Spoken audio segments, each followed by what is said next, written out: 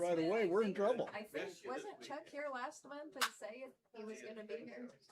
I thought he was the only one I knew was gonna He be. said no. We'll try turning that baby down. Down again. It's only David more your chair, she can come entertain me back there. Grab one of these. Do you want to say something like we're going to start as soon as we get a quorum? Yep. We're waiting for 2 more members to show up to get our quorum. So we're going to wait a couple minutes. We know they're on the way, so hang tight.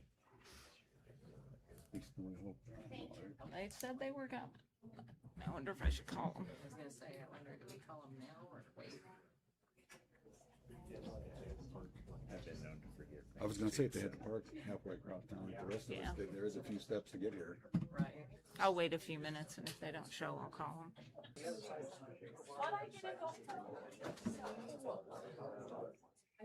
Well, yeah, but not everybody gets here at 4:30. Some of us have to work. Hi, Lee. You're on your way, right? This is Judy.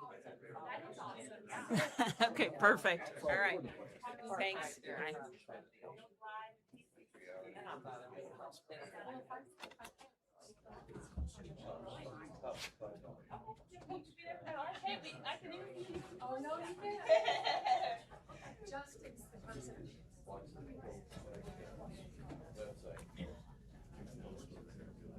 His went directly to voicemail. What? His went directly to voicemail. You didn't get Russ? No.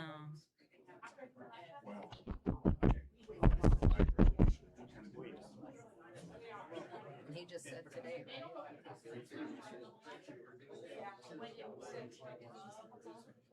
I never remember what he looks like, so I wouldn't even know myself.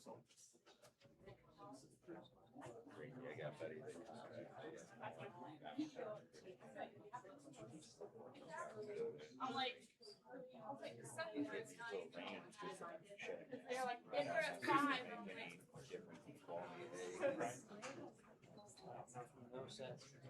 like, usually not a coffee drinker, but I might need some. And it's a quarter. I did go out by 2 minutes. Okay, yeah. Oh, there he is. Perfect. That's what I thought. So I'm like, you know what, you're right now. That's what, I don't know how long. You're making me nervous. I just tried to call you. But you're not the last one.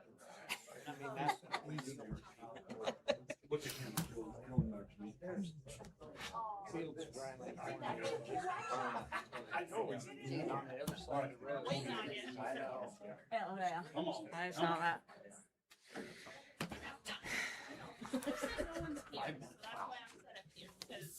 This was emailed to me. Somebody that could be here tonight.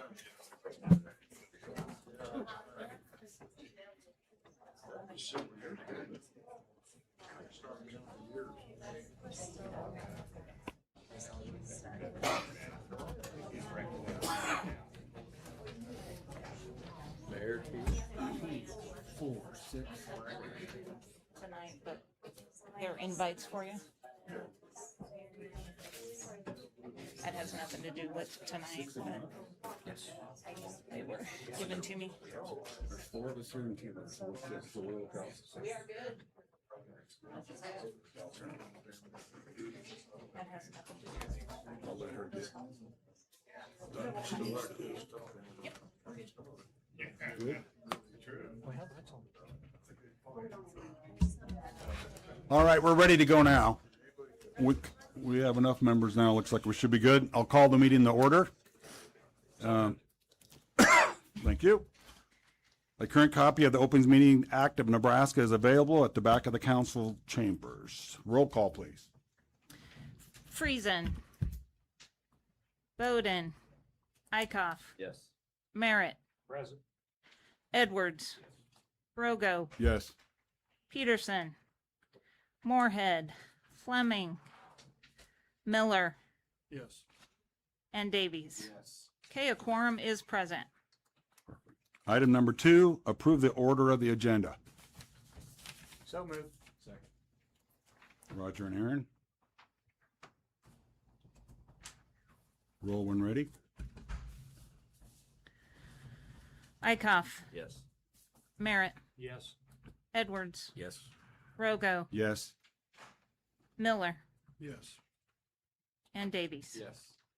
Okay, motion carries. Item number 3, approve the minutes of the July 14th, 2026 Planning Commission meeting.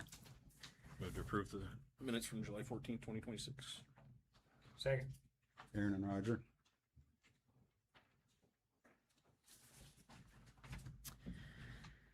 Merritt, Yes. Edwards, Yes. Rogo, Yes. Miller, Yes. Davies, Yes. and Eichhoff. Yes. Okay, motion carries. Everybody got one? Did you get one of these? Oh, sorry, that was my copy. I was gonna say, is that yours? I didn't know that. Okay.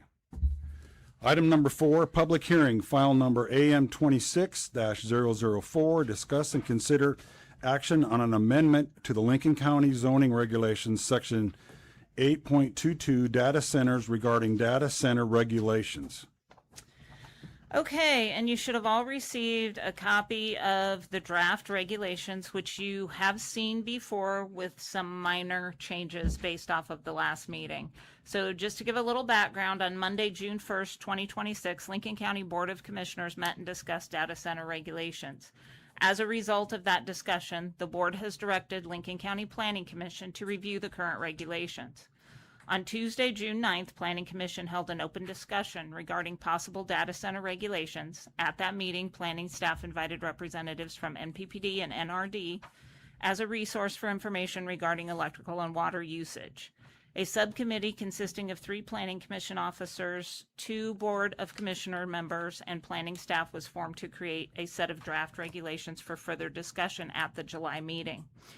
After a number of subcommittee meetings and extensive research, the subcommittee brought a set of first draft regulations to the full Planning Commission for review on Tuesday, July 14th, 2026. At that meeting, Planning Commission discussed the entirety of the regulations with open discussion from community members in attendance. Since that July 14th meeting, minor changes have been made and a public hearing was scheduled regarding adoption of the proposed regulation. So at this meeting, Planning Commission is going to hold this public hearing to receive comments from community members. Planning Commission members may make amendments to the proposed regulations prior to considering adopting the recommendation. So again, and I have said this multiple times, these are data center regulations. We do not have a data center application to discuss. We do not have a project open. All this is are data center regulations that are going to be recommended to the Board of Commissioners. Do you have anything you want to say prior to going? I think that's the main part of it. That's the main part. 3 minutes. Okay. We're going to give the public 3 minutes. I have a list of people here as you signed in. If we get to the end and there's more that want to comment, we will have another sheet. We're going to try to keep it fairly organized, all right, so we don't get too crazy. So let's open the public hearing. Let's do it. Here we go. Kim, is it Backer? Yes. Please come up and state your name and address for us, please, Kim. Kimberly Backer, 1510 North County Road, Sutherland, Nebraska. I want to make it a point that I am on the Village of Sutherland's board. This is my personal comment and has nothing to do with the board. Again, this is my personal comment. I want to commend you guys on reviewing these things. Lincoln County is one of the many, or one of the few, that have taken the initiative to do this instead of waiting until somebody comes to look at it and start the process. These plans that you have in place have quite a few things that they must jump, the hoops that they must jump through prior to even applying for a permit. And I hope everybody has listened to those and seen those. Judy has not done anything under the table, and neither of you gentlemen. And I would like everybody to realize that. The plans that you are putting into place have quite a bit of teeth to it. It does establish that they have to go through the NRD, the whatever committee that they would receive their power from, and then it has to do a pre-public hearing, a pre-meeting. Am I correct, Judy? Yep, pre-application meeting. So that is prior to anybody putting an application in. And then it still would have to go through a public hearing and those types of things that people can put conditions on. And if people would just realize that, take a breath and not listen and to believe everything that's out there on Facebook and all of that other stuff that they're looking at. But I did want to tell you that I commend you for sitting in these seats and attempting to do the right thing. Thank you. Thank you, Kim. Next is Mitch Jostin. On deck will be Greg Mooney. Hello, my name is Mitch Jostin. I live in North Platte. I'm providing input on 8.22.02, definitions from the Lincoln County Center regulations. Specifically, I'm requesting the addition of environmental monitoring. The definition section describes what data centers are and what they do, but contains no framework for measuring, monitoring, or managing environmental impacts. This is a critical gap. Section 8.22.01 promises to protect water resources, power generation capacity, and agricultural land. The Community Benefits Agreement definition promises benefits tied to actual community needs. But without a monitoring definition, excuse me, these promises are unenforceable. You cannot protect what you don't measure. You cannot verify compliance. You cannot trigger mitigation when standards are exceeded. Data centers impact water use, site waste, discharge, lighting, and noise, all issues that affect your neighboring communities. Without defined monitoring standards and independent oversight, Lincoln County has no way to know if these facilities are operating within acceptable limits or when corrective action is needed. The solution to this shortcoming is to add to environmental monitoring definition, requiring independent monitoring of agreed upon environmental standards throughout construction and operation. Include specific parameters, water use, site waste and discharge, after dark lighting, and noise pollution. Define what happens when standards are exceeded, automatic mitigation actions, and or community compensation. In conclusion, I urge you to add the environmental monitoring definition that establishes measurement and enforced framework. Without it, all other protections in this ordinance are meaningless. If you feel that this level of detail does not belong in the definition section, then I urge you to adopt the detail outline monitoring somewhere else in the regulations. Thank you. Thank you. Greg Mooney, followed by Charles Fleece. Hello, my name is Greg Mooney. I live here in North Platte, Nebraska. I'm providing input on section 8.22.18, reporting in the draft Lincoln County Data Center regulations. So the revision to the draft regulations presented in previous testimony, which strengthen environmental protections, establish genuine community oversight, require independent third-party verification, and ensure transparent approval processes, created multiple annual reporting obligations essential to making those protections enforceable. Section 8.22.18 was consolidate all reporting requirements to ensure Lincoln County can actually verify that facilities are operating within the protective standards citizens have secured. Currently, this section requires only water consumption and electrical consumption reports. However, the robust regulatory framework now requires several additional annual reports scattered throughout the regulations, such as the wastewater sampling results, facility inspections, energy efficiency performance data, annual maintenance schedule documentation, and coolant replacement intervals. I'm recommending or suggesting that for clarity and consistent compliance, all reporting requirements should be consolidated under section 8.22.18. This eliminates ambiguity about the reports that are due, when they're due, and where they're submitted, and ensures the county has the documentary foundation needed to enforce the rural protection these regulations provide. All reports submitted to local, state, and federal agencies shall simultaneously be submitted to the Lincoln County Planning Office, and the following reports shall be submitted to Lincoln County Planning Office annually. The water consumption report, electrical consumption report, water and wastewater sampling results with analysis, facility inspection certification documenting compliance with section 8.22.06.5 safety and emergency access standards, energy efficiency performance data, including power usage effectiveness, targets, and compliance metrics. Annual maintenance schedule documentation, including coolant replacement intervals and system flushing procedures. All reports shall be submitted by January 31st of each year covering the preceding calendar year. The planning office shall maintain reports on file for public inspection and shall notify the applicant within 30 days if the submitted report are incomplete or non-compliant with requirements. Additionally, I believe that these reports should be broken down into 3 types. Quarterly operational reports, which include electricity and peak megawatt demand, water withdrawal, consumption and discharge and reuse by month, any generator runtime and fuel consumption, spill releases, and any exceedance of the conditional use permit limits. 2, annual comprehensive compliance report, which summarizes the 4 quarters and certifies compliance with the conditional use permit, emergency plans, infrastructure agreements, water and wastewater requirements, noise requirements, and other applicable conditions. And 3, immediate or event reporting. This is a required notice within 48 hours for spills, releases, fires, battery thermal events, emergency generator operations beyond routine maintenance, or exceedance of established water or electrical or noise limits. Thank you.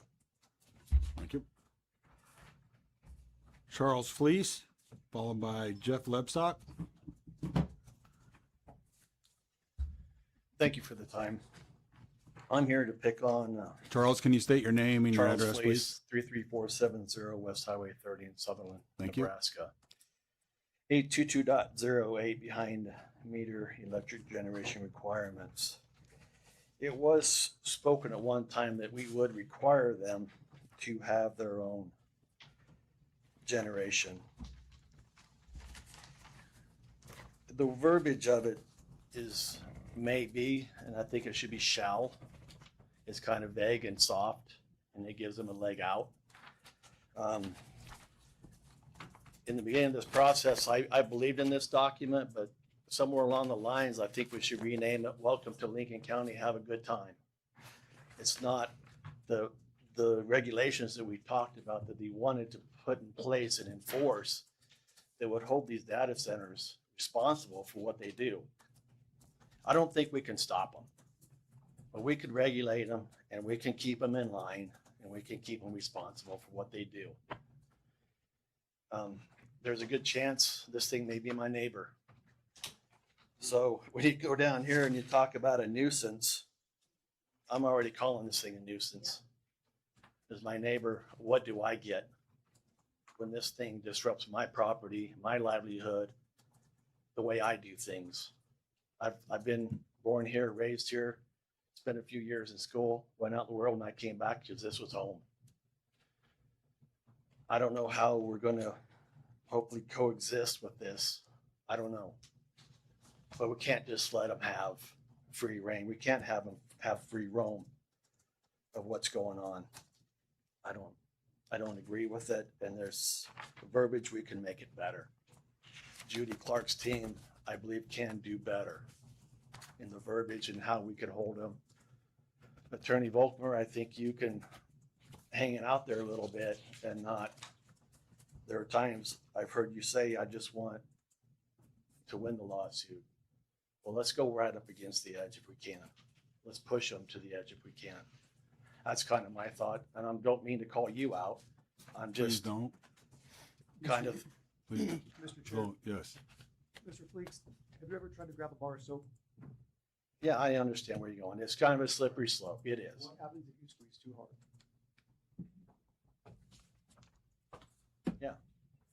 So These people can be slippery.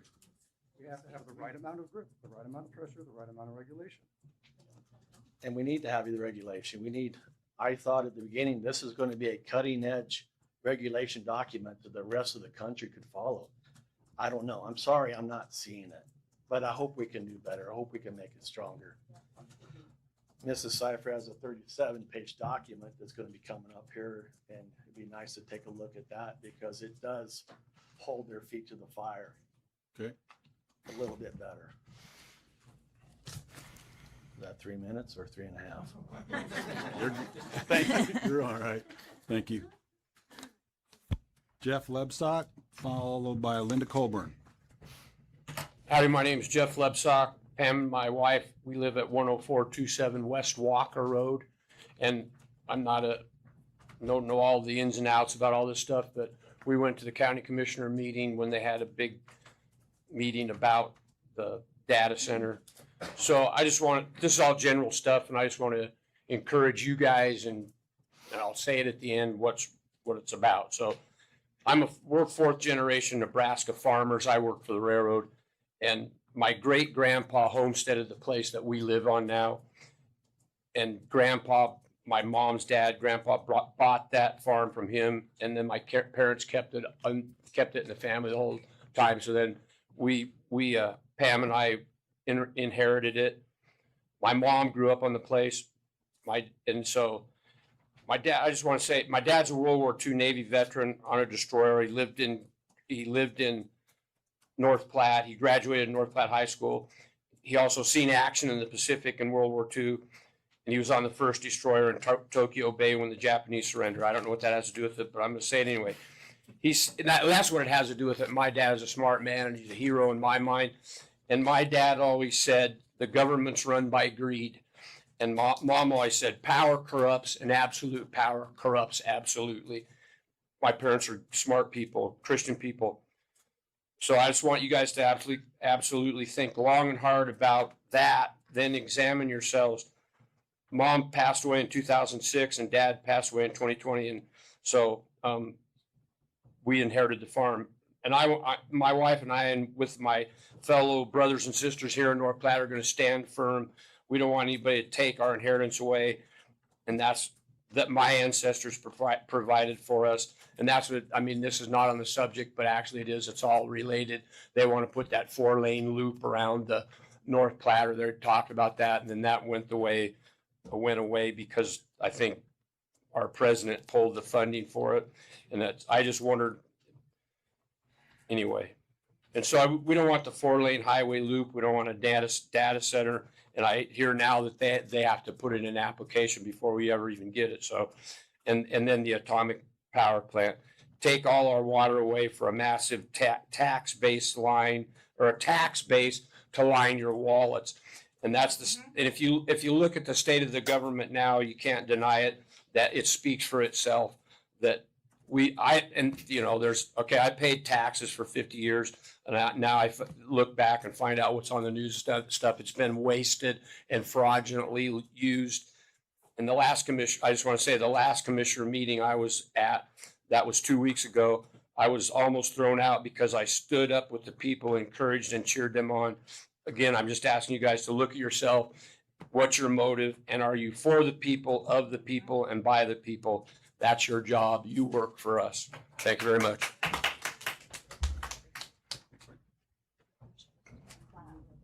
Linda Colburn, followed by Teresa Roeder. Thank you for your time. My name is Linda Colburn, and I live at 1401 2nd Street in Sutherland. I'm providing input on Section 82215, Environmental and Community Impact Analysis in the draft Lincoln County Data Center Regulations dated July 16, 2026. Section 82215 attempts 3 separate things: energy efficiency standards, renewable energy encouragement, and environmental analysis, but doesn't do any one of these very well. First, energy efficiency. The requirement to maximize energy efficiency is not a standard. It's an aspiration with no enforcement mechanism, without measurable compliance. Operators can claim compliance while systems deteriorate. The county cannot enforce, again, what it cannot measure.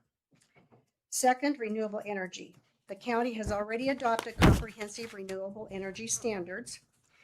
Section 82215 should simply require compliance with those existing standards rather than duplicating the language here. Third, and most critically, emissions and pollution. This is the largest gap. Data centers operate diesel or natural gas generators, producing significant air emissions. They use refrigerants with global warming potential. They store thousands of gallons of coolants and batteries. The current regulation requires zero disclosure of any of this. A facility could install a 500 kilowatt diesel generator without disclosing the emissions. They could use HFC refrigerants without identifying global warming potential, operate lead acid batteries, off-gassing hydrogen without disclosure, and store massive quantities of coolant without spill containment plans, all without environmental impact analysis, and this is unacceptable. Conclusion, I urge adoption of this revised section 82215, which replaces vague aspirations with measurable standards, eliminates duplication with existing regulations, and fills critical gaps in emissions and hazardous materials oversight. And as a personal note, we were told that if a data center was not welcome in a community, it would not show up. I would guess that most of us don't want it. Thank you for your time. Teresa Roeder, followed by Nancy Nelson. Good evening. First of all, I want to thank you for the sound system. I appreciate that. I'm Teresa Roeder. I live at 1240 Locust Street in Sutherland. And I know that you want to hear a lot of statistics and numbers and everything, but the things I'm speaking about have to come from a generational and emotional point. I'm speaking about 82210 noise standards, 82211 lighting, and 82212 screening. We own 200 acres about directly west of Sutherland Reservoir that we have spent the last 38 years in conjunction with NRD, Twin Plat, NRCS, Game and Parks, developing and building as a conservation site, not only for wildlife, but for waterfowl, for grasses, for trees, etc. And unfortunately, the standards that are set in these regulations right now are not acceptable because they're going to affect every single thing that we've put into place with this, as well as other farmers and people around the area. For example, this noise standard, did you realize that even though it says it has a capacity to be at 65 decibels, do you know how loud that is? That's very loud. And I did the measurements found a graph on the internet, and you could actually be able to hear from the plant to Sutherland, still in town, we could still hear the rumble and roar of that data center. What do you think that's going to do to wildlife and birds? And I mean, they call it habitat fragmentation. That means every pattern of theirs is disrupted, from mating to foraging to stress response, through migration, through habitat development. All of this is going to be affected, not just at our place, which we call the pond, but all the places around us. Another consideration was the light pollution. How many times do we drive down the interstate and you can still see the railroad lights wherever you are? And I don't care if they turn them down or not, it's still going to be visible, destroying what we have in Nebraska as a beautiful, beautiful setting here between the Platte Rivers with the sandhills in our background. And that's what we would like to have in our area. The last one, it mandates, what do they call it? Visual improvement, such as berms or fences. No fences were allowed. Trees, how fast does it take a tree to grow? How long does it take a tree to grow? It can't get built in the time that we're going to need it to stop some of this sound pollution that we really need for this place. So, you know, all in all, I'm against it.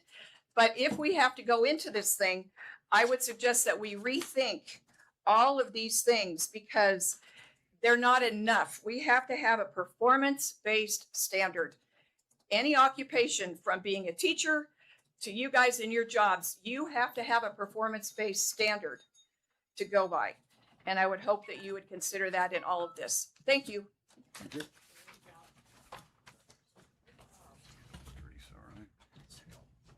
Nancy Nelson, followed by Jay Rezak.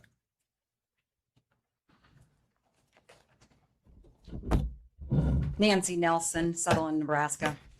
Sorry, Joe. My name's Nelson now, not Cipher anymore. That's fine. That's fine. So this is the 36-page document that a group of us citizens put together. And it basically rewrites your 9-page. And in no way am I saying that you guys did not do a good job. It's a start. To have one meeting on it and only a few changes on it, to me, this is something, as we've heard several times, that wind and solar and our condition, anyway, it took 3.5 years. Well, this has been since June 1st. So I really think we need to go to the drawing board back and look at these regulations. I even had tougher ones because I wanted them to be fined every day that they went over the noise. And I was told I couldn't do that. I think we should look into that. Why not fine them if they're too loud or if the dust? I'm concerned about construction. When it goes in there, what's the dust going to be? What's the traffic going to be on Highway 25 and around the area?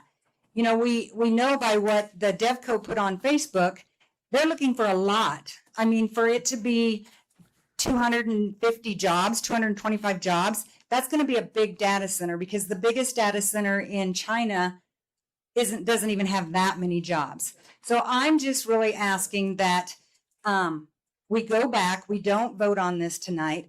I'm not saying you guys adopt this citizen one, but we had people look at it, consultants. It was a group effort, and that's all I'm asking. It's not going in your guys' backyard. I'm 6 miles from where this is.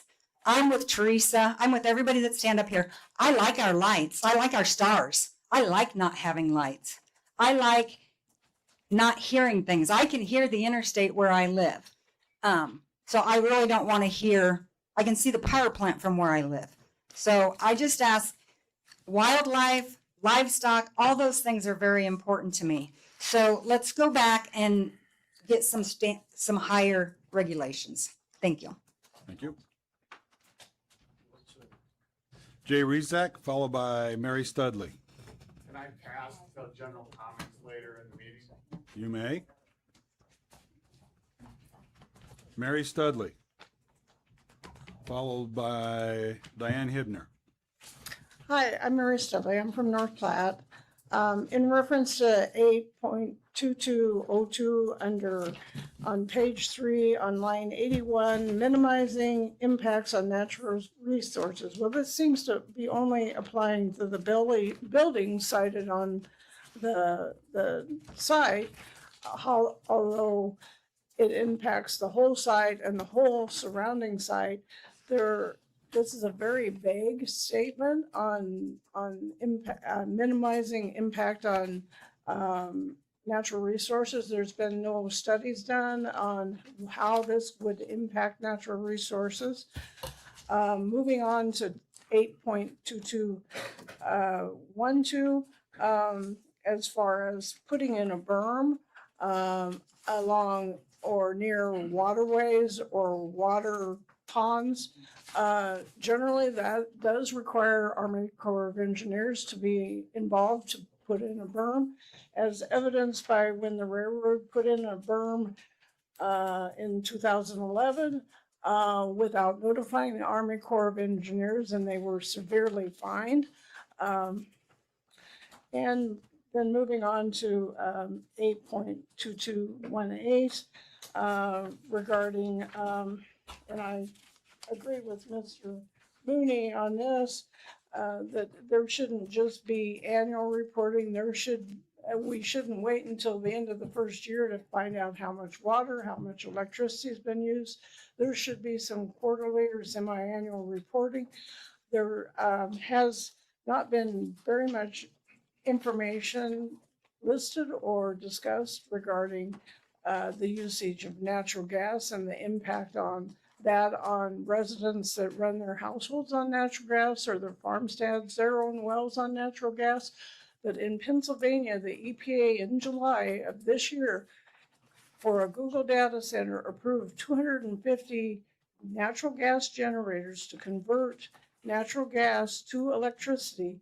And these aren't something that like what you see sitting outside Menards or something. These natural gas generators are huge metropolis, big things and stuff. They also create noise and the pollution. So that really all needs to be dived into more before this is voted on and approved. Thank you. Diane Hibner, followed by Michelle Boggs.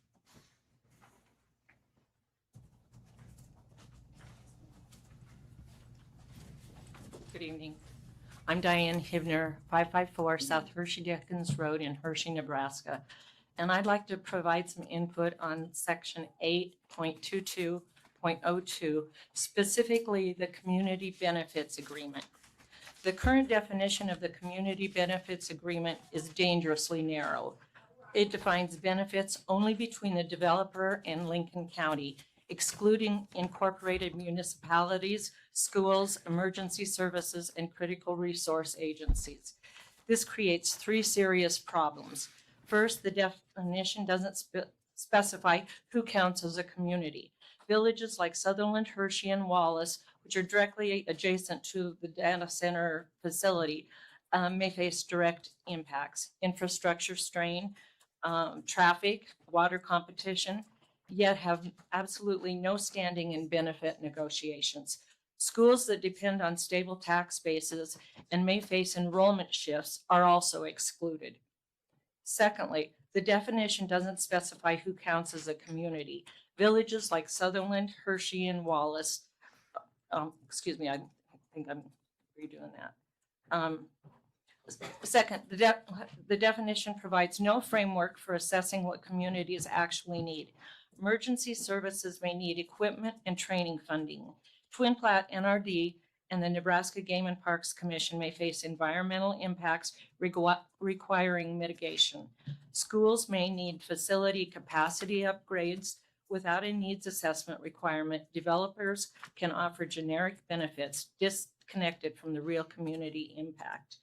Thirdly, there's no methodology for valuing benefits or determining adequacy.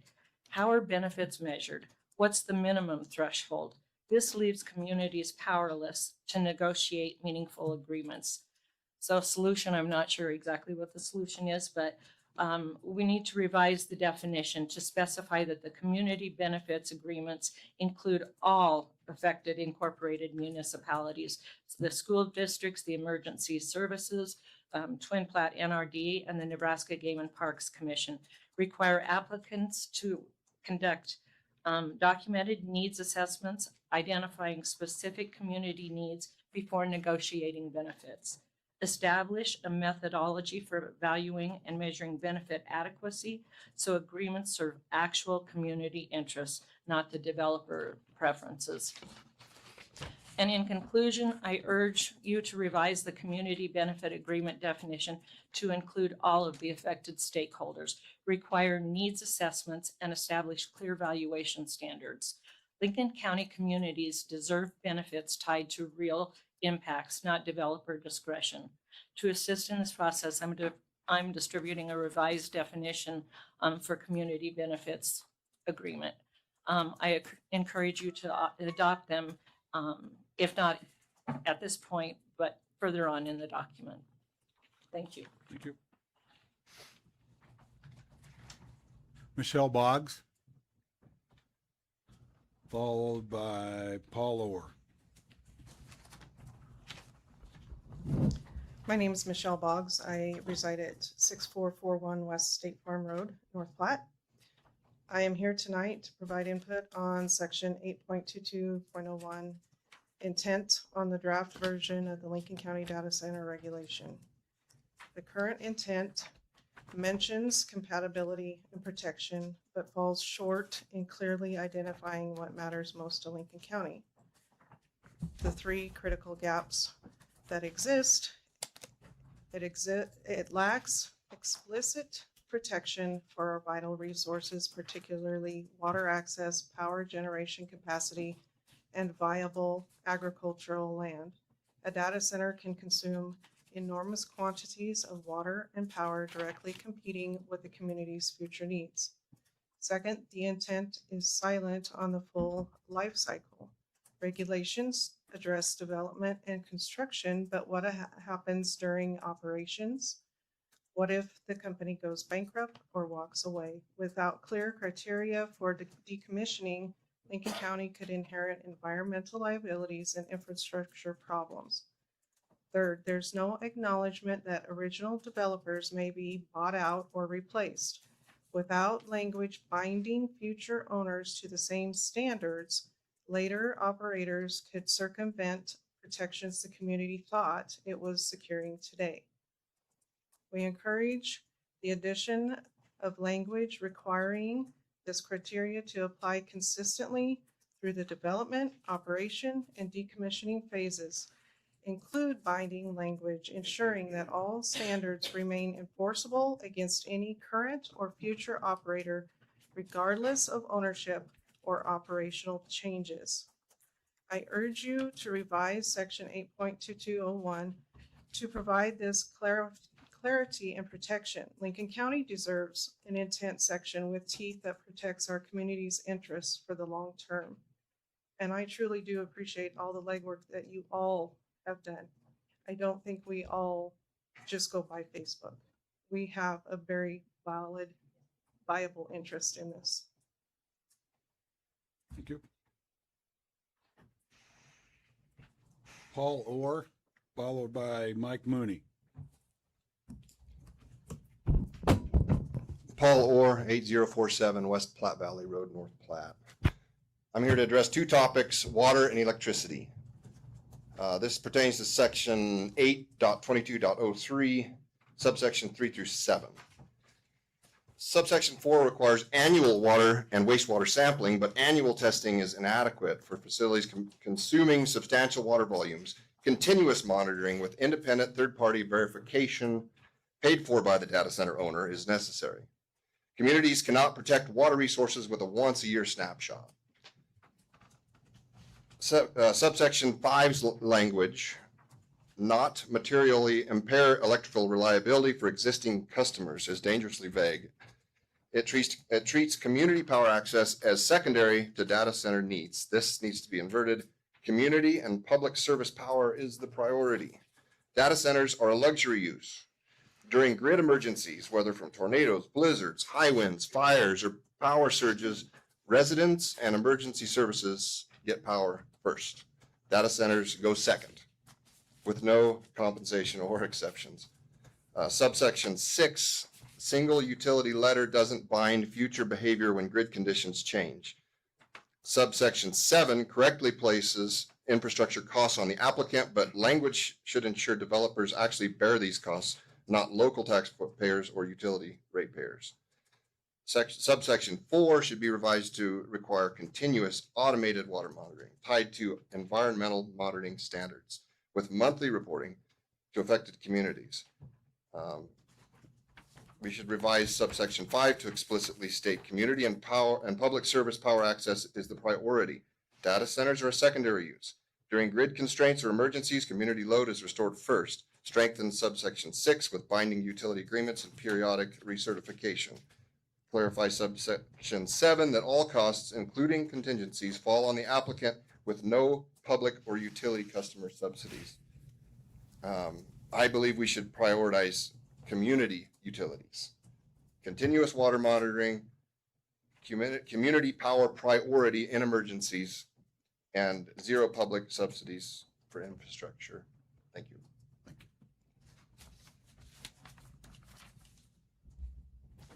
Mike Mooney, followed by Sheila Jorgensen. Mike Mooney, live in North Platte, Nebraska. I'm going to discuss 8.22.07. The setbacks under their norm, what they have under the normal thing is 30 feet and 25 feet. That's basically residential. So we think that you should have at least minimum of 120 acres with between 200 to 1,000 feet of setbacks. The noise level, and nobody's ever done anything about concerning about livestock. Anybody, what that's done to livestock? I mean, it is a livestock state. So they have not done anything about the animals that are affected, especially cattle. So I encourage you to set the minimum requirements with teeth. It needs to be about 120 acres with the setbacks of 500 feet instead of the residential setbacks. So, thank you very much. Sheila Jorgensen, followed by Carol Karsten.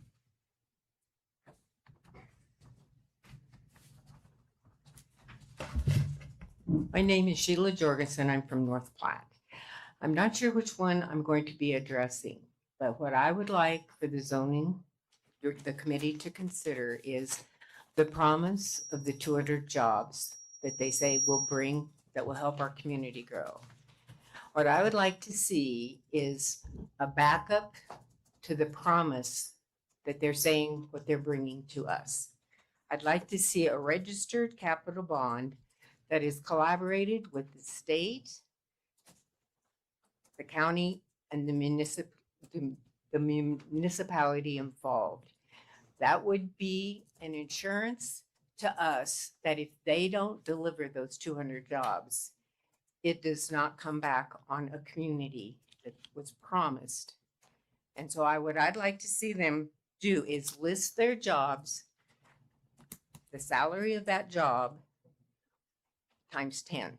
So if they have 200 jobs that they have, I'm not sure what they've promised in the way of payroll.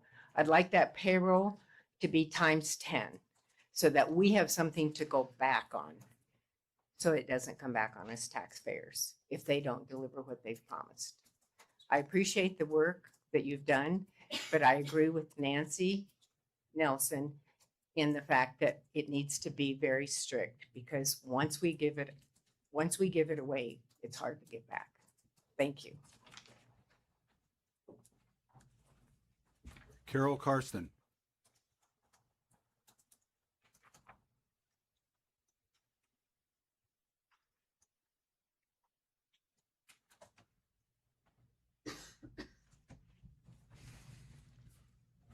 I am Carol Karsten. I live at 14685 West Platte Valley Road. I'm providing input on section 8.22.6, operational requirements, which address emergency response, fire safety, noise mitigation, security, emergency services, improvements in the draft Lincoln County data center regulations. Paragraph 1 requires an emergency response plan, but fails to mandate hazard disclosure in emergency responders.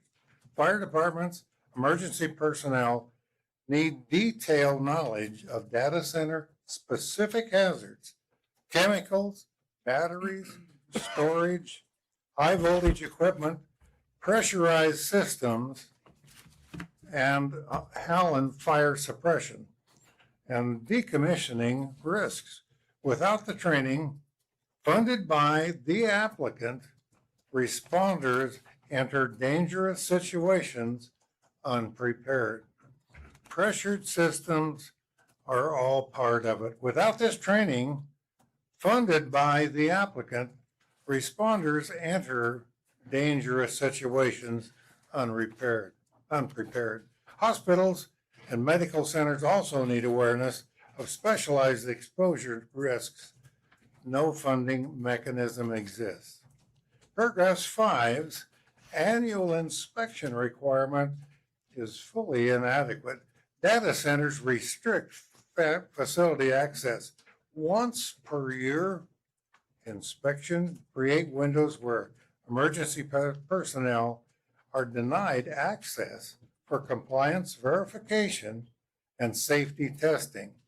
Emergency response access must not depend on developer corporation.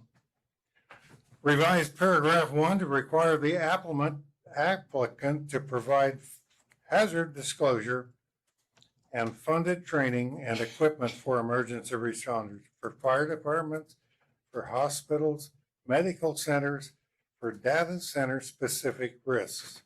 Incorporate all emergency response coordination into section 82217. Remove annual from the 5 and from paragraph 5 and grant local emergency personnel unrestricted access for inspection and compliance with verification. I urge you to revise section 822-6 to provide emergency response preparation, unrestricted emergency access, and private security assignment with community law enforcement standards. Lincoln County residents depend on emergency response professionals who are trained, equipped, and prepared to manage data center incidents. Sum and substance, we can't rely on the applicant to be watching all that goes on within the confines of that building. We need local access to know what's going on so our responders know what to expect if there is an emergency. I thank you. That's all I have on my list. Is there anybody else that would like to come forward? I'm going to give you the opportunity.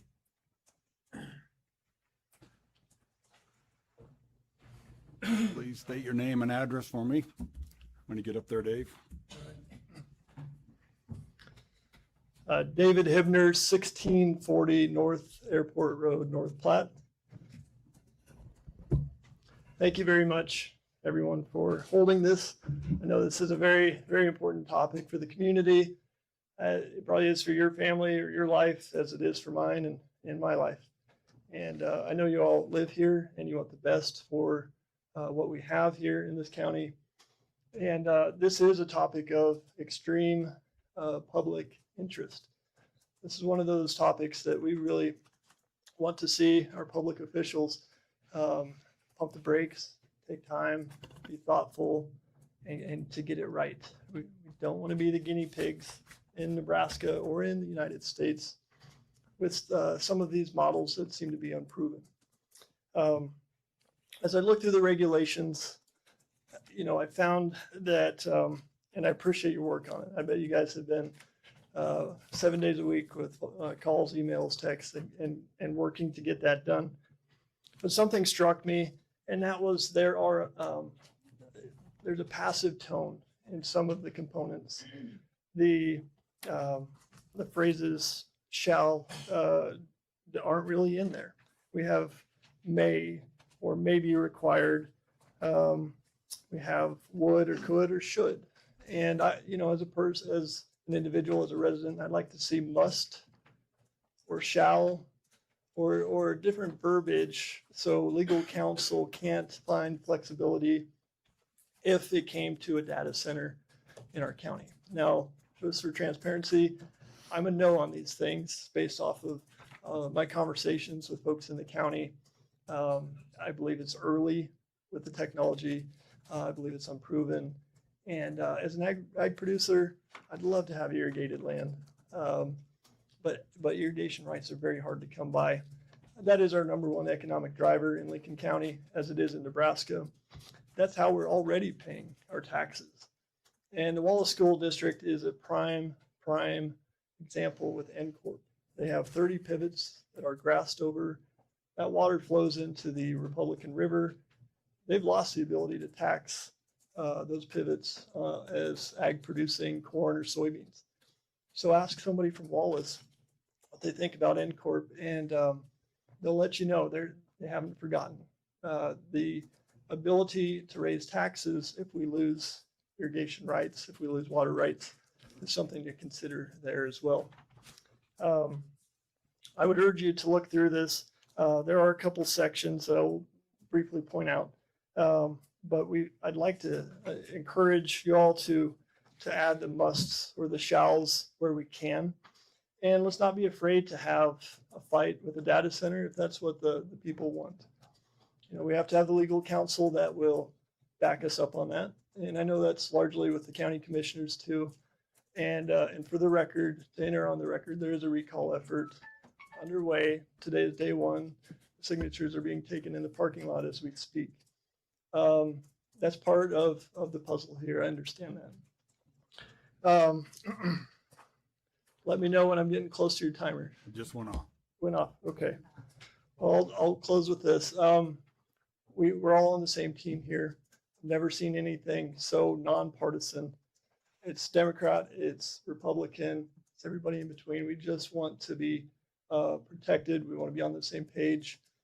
And if we have our preference, we don't really want to see these anytime soon. So thank you for your time.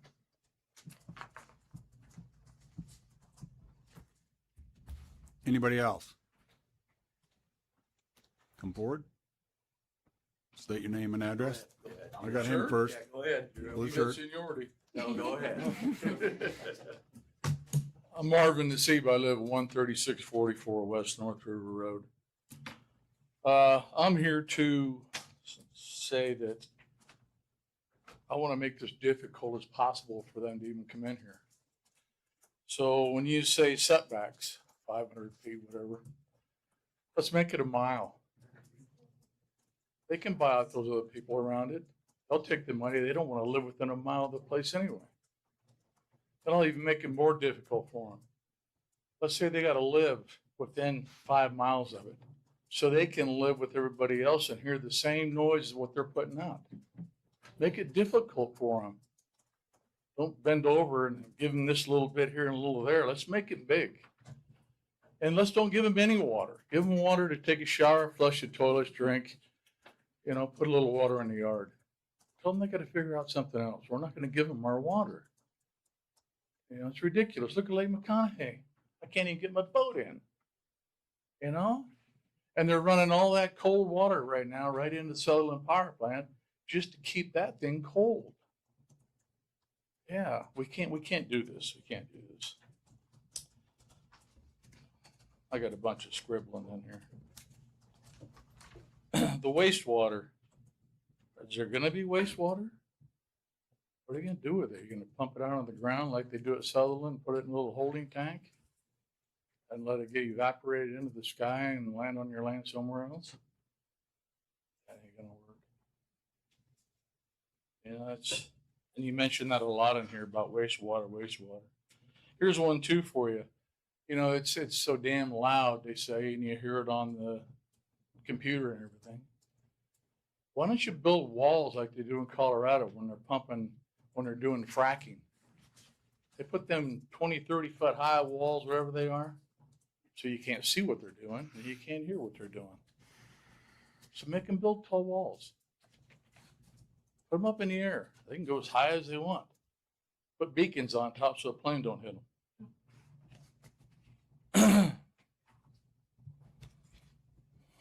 And I'll finish with disposal. They're talking about batteries and all that kind of stuff. Where are they going to dispose all this stuff at? They're going to dig a hole in the sand hills and bury it? I don't think that's going to work. Where are they going to dispose it? I worked for the railroad for 39 years, and I watched a lot of stuff come through the railroad. Bad stuff. And they send it right on through here. I don't know where it goes. I really don't want to know where it goes. But they bury it somewhere or they burn it. They got some stuff buried out there in North Platte right now. They got pipes sticking out of the ground. So I just want you to consider that we don't want this. Nobody here wants it. Let's make it tough for them to get here. Make it tough on them. They can spend a ton of money, whatever it is. Thank you. Yes, sir. Brian Walls, I grew up 20 miles north of here. I live in North Platte now. I retired 3 years ago. Made my living here after serving 5 years in the U.S. Navy Seabees. How many of you heard the word peak shaving? As board members. There's only two major power usage in North Platte, a hospital and the Union Pacific Railroad that peak shave. I installed all the generators. That was my career. Right now, Gentleman Station has only got one generator. Number one's still down there. Went to bring it up last week and it failed.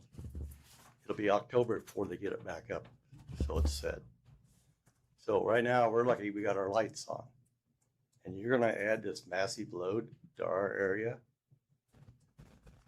I mean, there's 5,400 data centers in the United States right now. They're running at 17% capacity. Why not load them up more? Why do we have to build more? And another thing is, how big is Lincoln County's checkbook compared to these developers?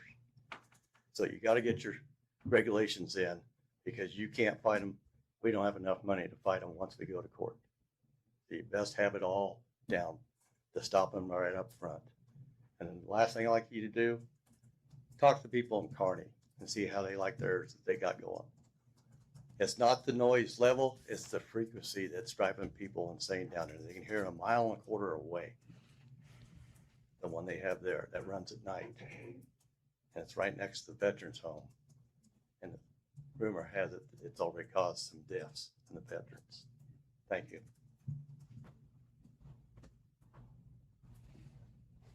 Anybody else? Yes, ma'am.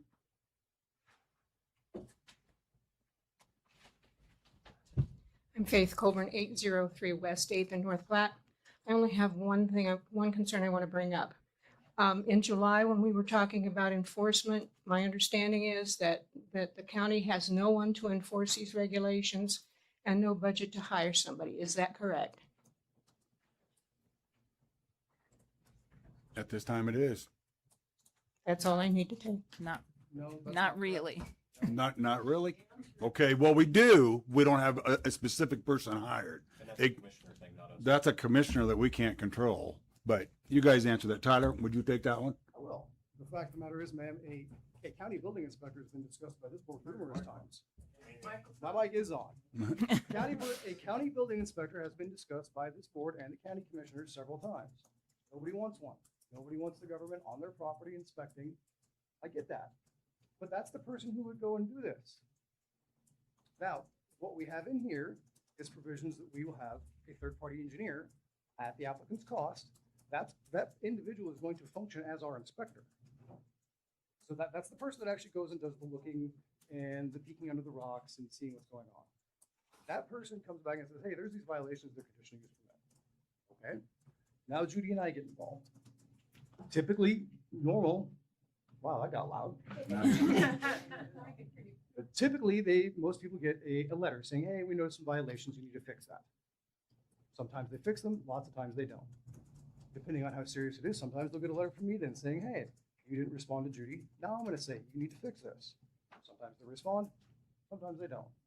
The next step after that is an injunction. That is when I go to court and I make allegations in front of the judge. I say they violated their conditional use permit. Here's the evidence. The judge looks at it and says, yep, they did.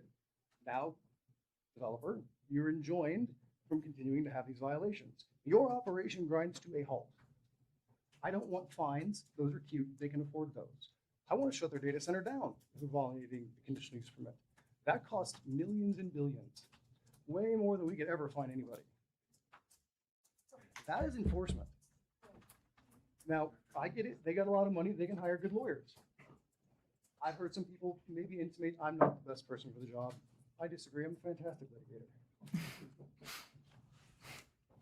I have already obtained a number of injunctions. I didn't want to. I don't want to force people to tear down their house. I'm not like that. This is a little different. This is a business. It's not personal. I don't feel bad for these people. If they're violating their conditional use, I have no problem getting the court to say, you're done until you fix this. Shut the electricity off. I don't care how much money you lose. Really don't. That's their problem. So, yes, ma'am. Yes, you're good. The chair is not incorrect. We do not have a designated individual county employee currently to go do that. Right. We have talked about it. It's been bandied about. If something like this shows up and the county gets a sudden windfall, I suspect that'll be a position that is then fully funded. So, you're welcome.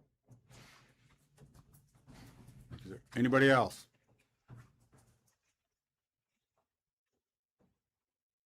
I'm Mary Study. I'm just going to make a quick comment. The international building codes do classify codes related to data coding and building codes related to data centers as a risk category 4, which means they must comply with strict structural, fire safety, and mechanical standards according to the guidelines and stuff. So that's all. Thank you.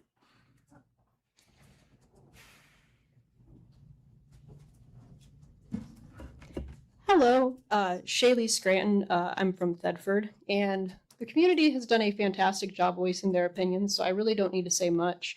But one portion of this that caught my attention was under 8.2202, the Community Benefits Agreement. I believe that the text at the end that mentions what we will receive in return for the support or non-opposition of the project, I think that needs struck because that compels people to silence their free speech, because if somebody is opposed to it, they should not have to be ashamed to voice that opinion for fear of not receiving the benefit of something that is coming into their community that they don't want in the first place. Thank you very much.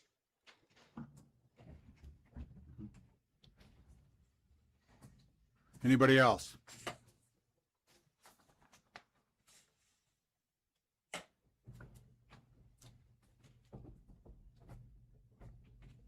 Should we ask if there's anybody in the hallway?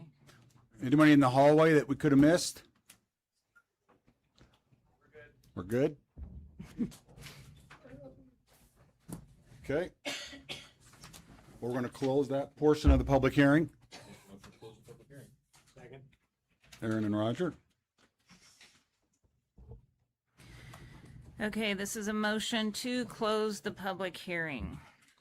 Merritt, Yes. Edwards, Yes. Rogo, Yes. Miller, Yes. Davies, Yes. and Eichhoff. Yes.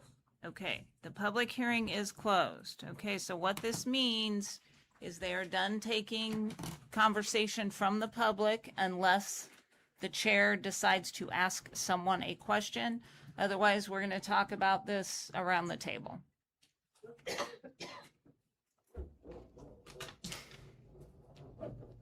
What do you guys think? Anything different? We've heard a lot of different thoughts. A lot of different concerns. There's no doubt about that. I can go from a planning perspective or Please from a do. zoning regulation perspective. These things that they submitted are awesome. I mean, they did an excellent job of going through and lining out piece by piece by piece. However, when you are looking at a zoning code, if you put something in a regulation, and Tyler, please jump in if I say something incorrect, but when you put something in a regulation and you say it has to hit A, it has to hit B, it has to hit C, it has to hit D, it has to hit E, F, G, H, I, whatever, and an application comes in and they hit all of those things, doesn't that tie your hand for your ability to say no? So I mean, as much detail, it's great to have detail, but I think from a zoning perspective, a regulation perspective, it really ties your hand as a board. If they meet all this criteria, how are you going to tell them no? What you don't want is to create a system where a sophisticated developer can engineer a project to the letter of the regulation while simultaneously defeating its purpose. If we could put down all these things and you hit all these boxes, we can still say no, that'd be great. But I'm afraid if we do that, we're gonna go to court and lose. And I understand that's not the response some people want to hear, but at the end of the day, your regulations are only good once the court has said they're good. A project this size, somebody's going to sue. They just are. This is going to go to court. It's not going to be a done deal until it is done in court. And so you have to have something that is going to hold up in court. One gentleman asked for 500 for a 5 mile setback, right? Okay, that's not tied to anything rational other than dislike of the project. The problem becomes if you go to court and they throw that out, guess what? Now you have no setback.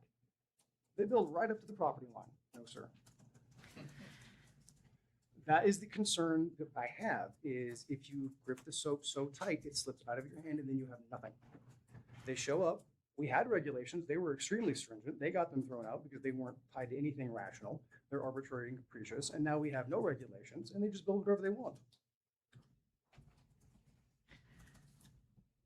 The thing that I think is very, very useful in some of this is we require in our regulations that they provide an environmental study. So this is cool. Now you guys, when they come to you with this environmental study, you can look at this and say, oh, they hit all these things. Awesome. We'll let it go. Or, oh, they're missing this. So, I mean, that's awesome to have these that were provided by the public. But again, I'm with Tyler. If you put it in there and they meet it, how do you say no? We're stuck with it then too. Yeah. That kind of specificity cuts both ways. Now, that said, there are a number of things that got discussed that I agree with, and specifically, I'm going to have a proposed change to the definition for community benefits agreement when we get there.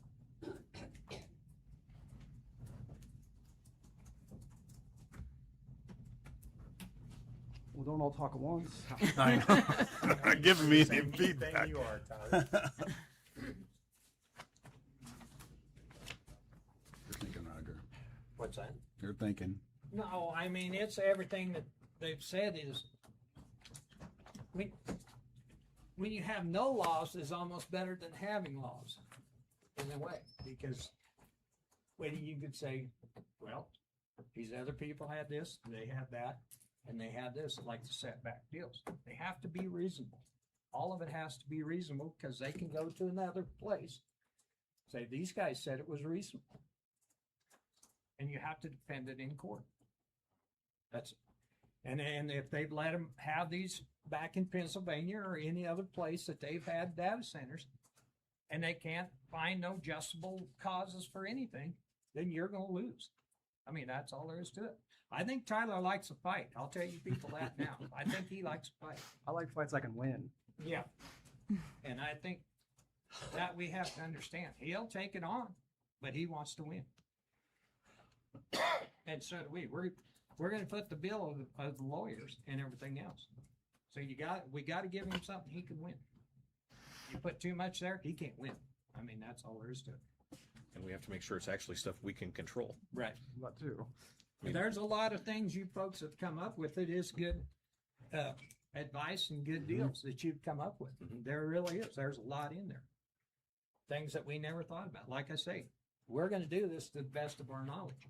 And you guys have given us a lot of new knowledge. And because these are all going to have to be conditional use permits, we could go through these and give them condition, or each, additional conditions, on an application by application basis. I mean, our regs, they have to cover everything from a very small scale to these super huge ones. It's not all encompassing for some of these things, a lot of your power plant side of things doesn't apply to some of these smaller scale, units or whatever. But we have to make sure that we're not pigeonholing ourselves, I guess. And some of the things, just so everyone understands, EPA, they have EPA requirements for discharge, for, messing with the water. There's electricity requirements. LB 1010 talks about who can use their own power, who can create their own power, who can't. Plus MPPD themselves, or Dawson, is going to have their own regulations. Twin Plat NRD and Middle Republic NRD, they all have water regulations as to what they can and cannot use For well water. for well water. And Yeah. the NDE controls all surface water. NDWEE, NDWE. yes, controls all surface water. According to the NRD guy, whatever, we're fully allocated. And the NDWEE has also said the same thing, that there have been no additional water rights sold since the 1970s or something. Right. So There's no water. there is no water for them to use. Unless they buy it from someone. Right, unless they Right. purchase it, which Right. it sounds like that They would process. purchase. Right. And that is a process that we can't control. That's something that the NRDs or the NDWE has to, they have their own processes, which do include impacts to neighbors. Like they can't just move the water without, and if it impacts their neighbors, they can deny that. I think the conditional use permit is the huge piece that we did before. Because we have a lot here, people. You've given us an awful lot. Even more that we, like these guys have said, and we maybe haven't touched on enough. But here's the beauty of it. When it comes to that point, we're going to be able to address it. I mean, Judy stated at the beginning, we got the pre-screening application before it even gets to her, before it gets here for a public meeting, before it gets to the commissioners.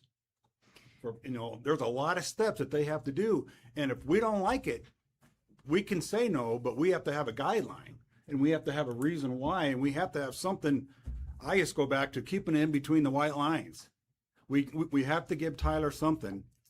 If we do get sued that we had this reg, this is why we did it, then we'll let him do his thing. But we have to have something in, because as much as we all hate to admit it, they're coming. We haven't seen them. We haven't heard from them. We've all read about them. You guys have done the research just like we have done the research. And it's just a matter of how we're going to approach them. And you can't say no. to Ma'am, someone? ma'am, Yeah. I had a this question. is not a public hearing. We're done with that portion right now, okay? And so it's just been a lot of work on everybody's part. And I think we are cutting edge. Judy has done a phenomenal job spearheading it, and everybody has inputted. Everybody that she mentioned from all the different avenues. We're trying our best, people, to look out for you guys. We're just trying to keep it so Tyler has a chance when we get sued. That's what we're trying to do.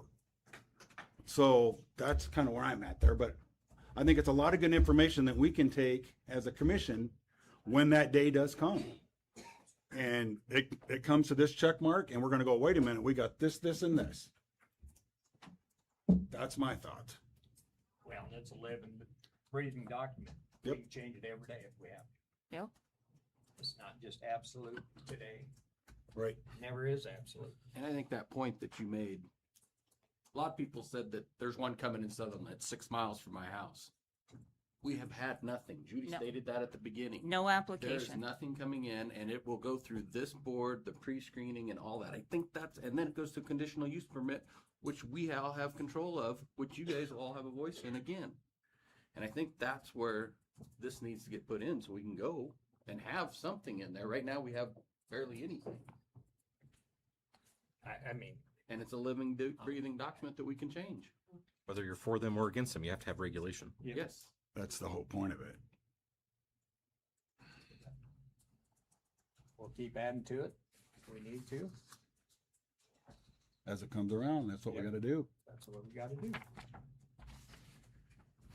Is there anything that you guys want to change before somebody makes a motion? Yes. There's something that you want to change? Or at least ask about changing? Or ask about changing, yes. So it was, one of the things that was brought up was for the, I guess like line 30 and 31, the data center ancillary, the 25% of a building on some of those smaller ones. Smaller, so you're talking about the data center ancillary data centers? Sorry, Yes. I talk louder than Yes, everybody, so sorry. I'll help you out. Yeah, so it says, so in our rig, it says 25%. On these smaller ones, it was brought up that there's a good chance that somebody could build a big enough building that they would use less than that 25%, and the suggestion was to bring it down to 10% of the building. To what percent? To 10%.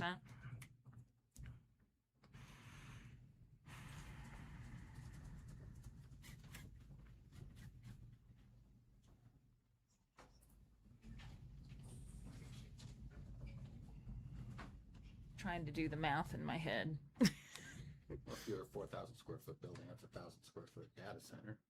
Or if you build a 40,000 square foot building, that's a 10,000 square foot data center. So where's our square footage figured on? Right, Yeah. is our square footage figured on what is a typical data center on our basis on our, the different scaling that we have. Yeah, they range anywhere from 10,000 square feet, 20,000 square feet. So yeah, Basically, think of this one as the hospital. Like they have their own. Right. is there a measurement tool that we could use for ancillary that's not a percentage of gross floor area? Well, you state in there in that next sentence about that supports on-site commercial or business operations. So I mean, if they need 10,000 square feet for their own data center, that's a pretty big business, I would think. Maybe not, I guess. Would it be feasible to put not to exceed a certain square footage for an ancillary? Or a certain percentage. Like go 25% or no more than 1,000 square feet, or, I mean, is that That's only 1,000. I mean, because you look at Walmart. I mean, Walmart's probably what 80 or 90,000 square feet, so they could put a 20,000 square foot data center in there. do we want to allow that? That's what I'm asking. I mean, that's where I was trying to get. They come and buy a Walmart building, and you can put 20,000 square foot data center in there. Right, and that's kind of what the concern was. Is that's one of the loopholes that you could get through. So Yeah, but even if you do it as 10%, that That's could still- still be a huge, so I wonder if you do a percentage or maximum square footage. And go with whatever you choose that maximum square footage is. I don't know how you put a number. I guess the biggest problem with that is how do you determine what that maximum square footage is that would supplement a nice, I mean, because you look at the hospital, how big is the hospital? I mean, the hospital's got, hundreds of thousands of square feet of space. They don't probably use that 25%, but Right. they probably have a pretty big data center. I was told it was like 30 by 50-ish, so 1,500 square feet. 1,500 square feet, and that's, I mean, So what that- business are we gonna get here that's gonna need more data than that, Right. in my opinion? Because So- that's gotta be a pretty big data source. Right. So I mean, I guess I'm fine putting a square foot requirement on it. 1,500 square feet is the size of a lot of houses in town. So I think it's a little small. I'd go like 2,500 in my opinion, because I think that would give, in case, if the hospital's at 1,500, say in 10 or 15 years, they might be at 2,500. or go the other way. Technology makes everything more compact. Well, it could. You never know. Right. So Well, that's the other side of it. That stuff's going to get smaller and smaller as it progresses. And that's when we'll have to come back and right. That's change this stuff. we can make changes. Yeah. Let's put a 2,500 square foot. So say something like smaller localized server rooms, Let's do 10% or 2,500 square feet, 10% whichever is smaller. Yeah. or 2,500 square feet, The lesser of 10% or 2,500. whichever is less. Okay. Okay. Because you were wanting, like you said, if you bought the Walmart building, put 25% of that in. You want to make sure. Anybody else have some changes they would like to see happen? I want to hear what Tyler has to say about the community benefits agreement change. Yeah, Okay. me too. Me too, but I'll put my 2 cents in. But that's a different amendment, right? Oh, nobody's voting on, or there's no amendments. This is just discussion. Is there any changes that we want to see before a motion is made? So the fact that the community benefits agreement is legally binding is great. That's fine. My issue with it becomes the outlining the benefits the community will, and local government will receive in return for their support or non-opposition of a project. That is awful, quite frankly. The more I looked into that and researched it, that needs to be tied to mitigating the impacts of the project on the community, not just our granting or not granting of a potential conditional use permit.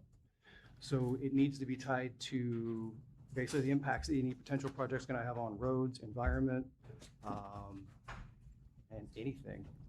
Water, electrical demand, all the things that the public is concerned about are the impacts that this agreement is supposed to be mitigating, either through additional contractual promises or, quite frankly, them putting up a whole bunch of money so that the county can afford to hire an engineer to inspect them continuously, or additional fire fighting equipment specialized for chemicals, or any of these other things, these very valid concerns. That's where the funding comes from, is that community benefit agreement. And so it needs to be tied to mitigating those impacts, not just getting an up or down vote on a conditional use permit.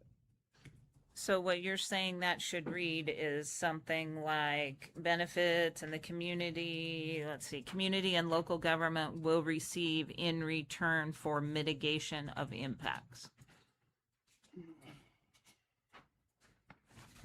Something that identifies enforceable commitments intended to offset, mitigate, or address public impacts created by a proposed data center.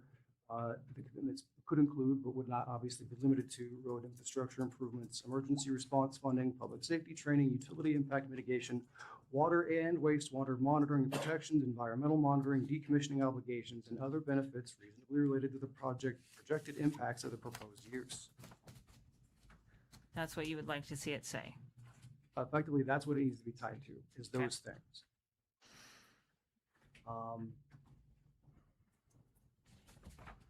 I couldn't write all that down fast enough. And that's fine. The other part of that is the way that the community benefit agreement is utilized in the process. I want to see it written into our regulations that they have to provide at least an initial draft before their application is considered complete, and they will have an executed agreement with the county prior to issuance of a conditional use permit. So I wrote that down somewhere. While you're looking, Judy, that serves two functions. One, it keeps them from suing us, saying that we're gatekeeping them, not allowing them to apply, because we control the community benefit agreement, whether or not we agree to it. The other thing is that would, in effect, give the community a public hearing before this thing has been negotiated and signed off by the county, at least one, to show up and have your say. In theory, the developer's here. They have a draft of the benefit agreement. Probably not going to be to anybody's liking, but it's somewhere to start, and that is something where the public can have input. And unlike regulations, where sorry I have to tell you folks, popular opposition to a project is not a legally sufficient reason to say no. In fact, it's not even something they can consider, I'm afraid. And if you don't like that, like I don't like that, you can thank LV 663 and Senator Storr, because they are now specifically required to only consider what is in the regulations. I wish she had not made that change, but she did. So what I'm hearing there is page 3, number 8, line 108. To say all that's there that says, and then the last sentence says, an application will not be deemed complete until all items above are completed and received, which incorporates the community benefit agreement and other studies. And to add a final community benefits agreement between Lincoln County and the applicant shall be fully executed prior to final approval of the conditional use permit.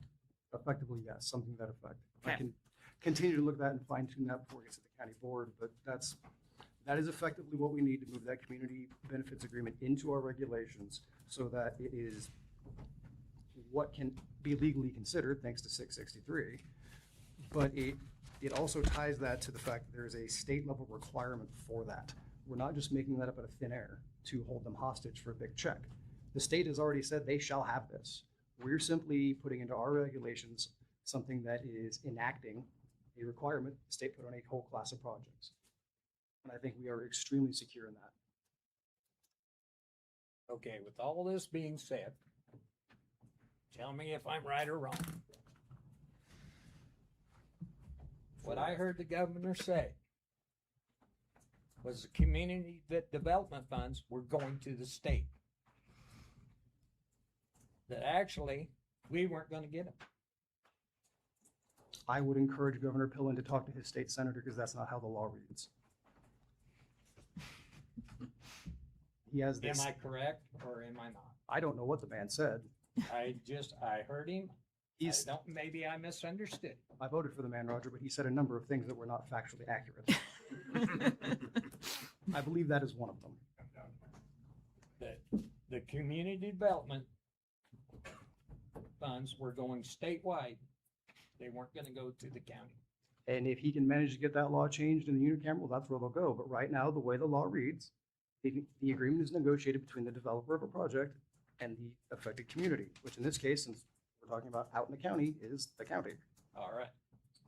So I think we should make it, we will, or we shall have those funds given to the county. State wants to come fight with Tyler. I'm more than ready to back it.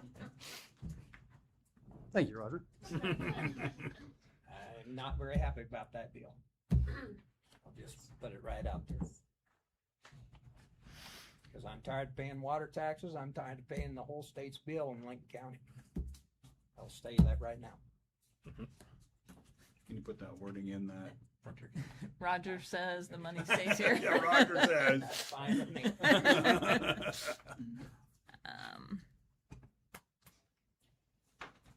That's what we need to do to add to it. That's what we need to do. I'll just put benefits go directly to Lincoln County. Yep. Judy, if you could also tuck something in there to the effect of an executed community benefits agreement is not going to relieve a applicant of their other duties under state and federal law. Not that we could do that, or any of our other requirements, just so that they understand upfront that it's a supplemental agreement. It does not take the place of complying with the regulations. Okay.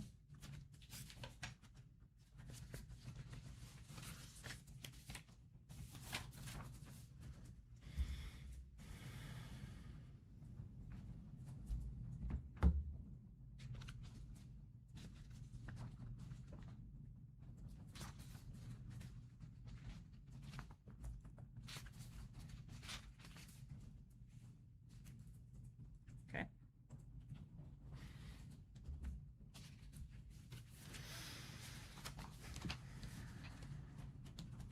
And I know we've talked about the setbacks before, but we really can't do much with the physical setback for the footage.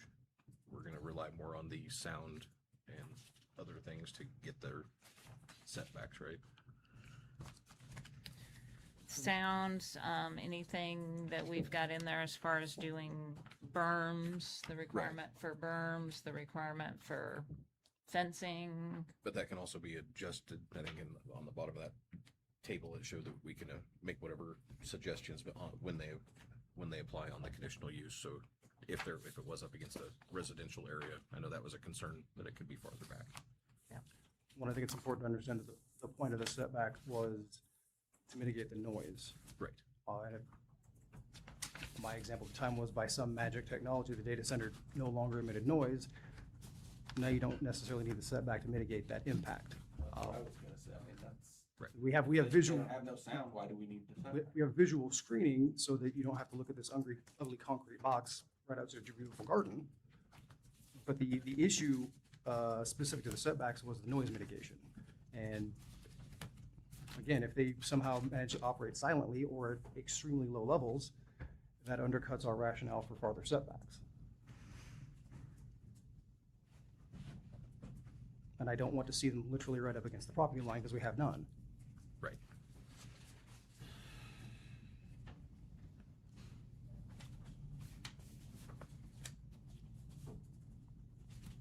Oh, and one other thing I wanted to remind the board of before I forget. Access. They can have a secure facility all they want. We can make as a reasonable condition on a conditional use permit that they will grant the zoning administrator or designee access upon reasonable written notice. I would say 24 to 48 hours on normal, probably one maybe surprise inspection a year. And if they deny it, guess what? Injunction time. So that's a very reasonable condition that can be added. Okay.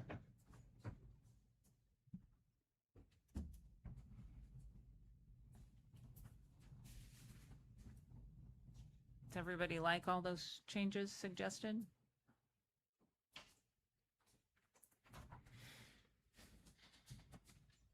Okay, guess I'll move to adopt resolution AM 26-004A, which recommends approval of the amendment to Lincoln County zoning regulations, section 8.22, data centers as amended.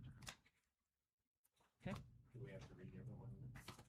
I'm not going I think we've got every one of them in the minutes. So I will ensure that those amendments, as agreed to here, are reworded. I will make sure before I send those on to the Board of Commissioners that you guys have all taken a look at them and made sure that that is the motions that you made. second that. So this board is aware for discussion, I'm probably not done recommending changes. I'm going to take Nancy's document back and I'm going to look at it. It's long. I'll run it through my process, and if there are things in there that I think are valuable, that are legally defensible, I'll have that discussion with the county board. So, Right, because ultimately they're going to have final say, so. yeah, they might not like anything you people vote on. Right.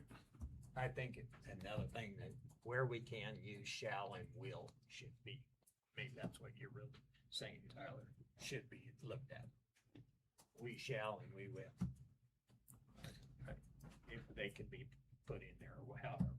I understand the public sentiment on that. Normally I like shall and will. If we can incorporate it in a place that's not going to come back and bite us. Right. Well, That's the key. again, every time we hear from the public, I get another set of fresh input. Right. First couple of times, it was very much power and water focused. Now tonight, we've had a panoply of different things that people came to talk about, so there's a lot more things to consider.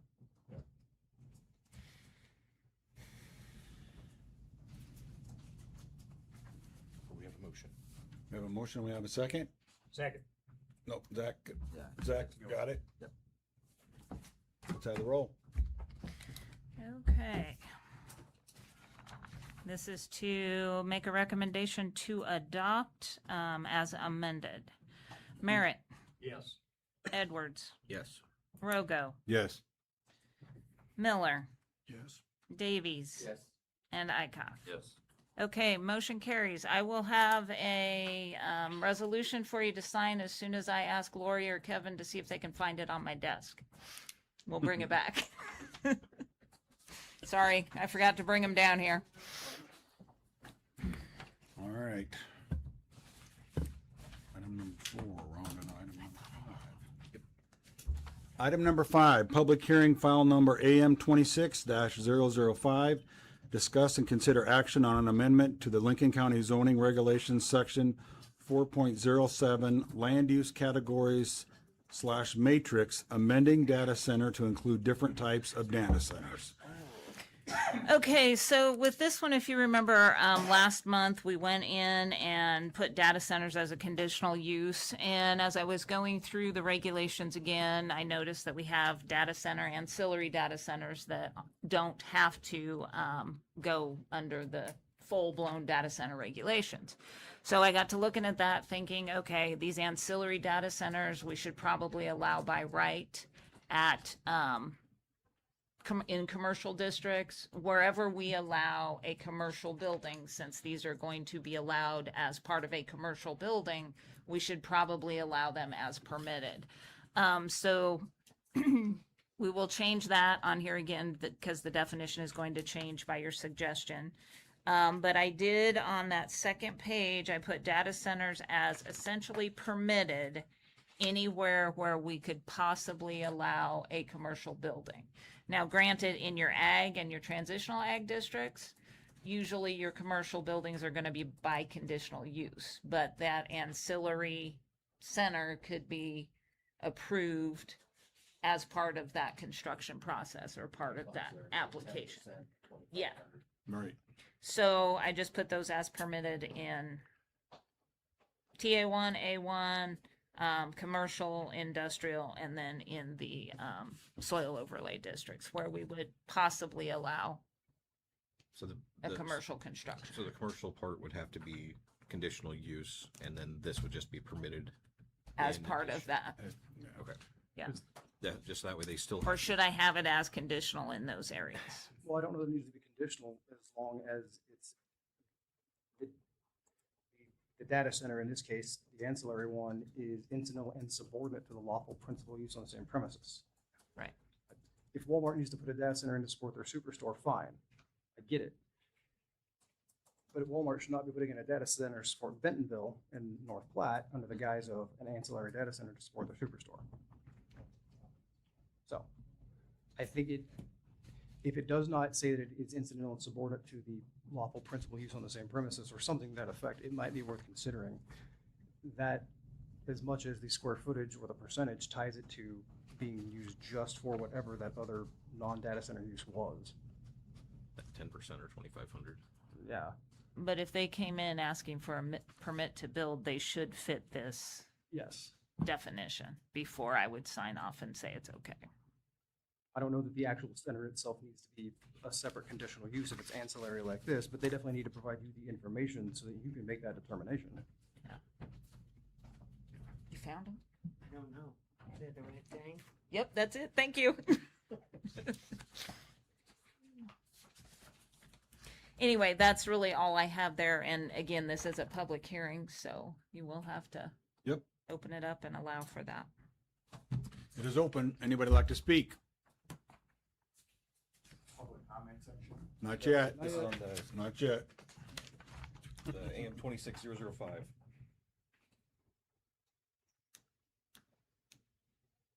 Nobody? All right, I'll close the public hearing.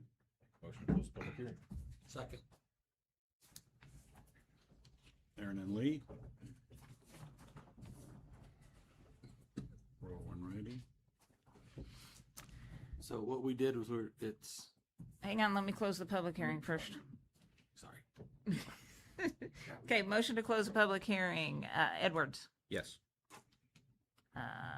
Miller, Yes. Davies, Yes. Eichhoff, Yes. and Merritt. Yes, and Ragu. Oh, and Rogo. Thank you. You're welcome. Okay, public hearing is closed. Okay, so what we changed that to was 10% of the building's gross square feet. Or with a maximum 2,500. of 2,500 square feet. So if they Whichever have an is smaller. 80,000 square feet building, they can still only do 2,500 square feet. Correct. 8,000 square foot building, they can only do 800 square feet. Right, but Whichever I'm is saying- less. I'm saying 100,000 square foot. Oh, building, yeah. They can still only do 2,500. Yeah, only 2,500. That's correct. what I just wanted Yeah. to clarify that. Yep. Like on 1,000 square foot building, 100 square feet. Yeah. And they would still probably be able to put one in, but at that point, it flips it into a data center, so they'd have to come for a conditional use. At least that would be my take on it. If they can't fit it into what square footage we define for ancillary, then they need more than an ancillary data center. Right. Yep. Exactly. So it's not, yeah. That takes care of that one. We're ready for number 6?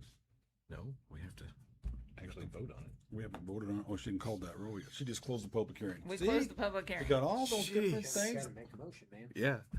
All right, now we gotta have a motion first. I'm sorry, I move to adopt resolution AM 26-005A, which recommends approval of the amendment to the Lincoln County zoning regulations, section 4.07, land use categories matrix, adding ancillary data centers as permitted uses in the C1, A1, T1, or TA1, AGV, and LCR zoning districts. And that's Second. as amended for the definition. Okay. Well, the definition was in the last meeting. All right. So Aaron and Lee, did you second that? Yeah, second.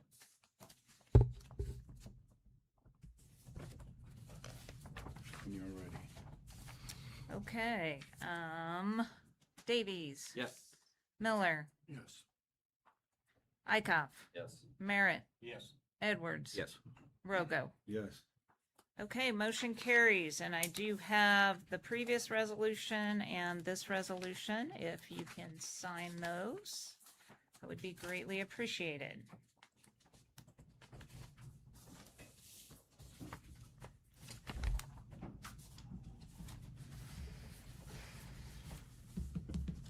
Okay.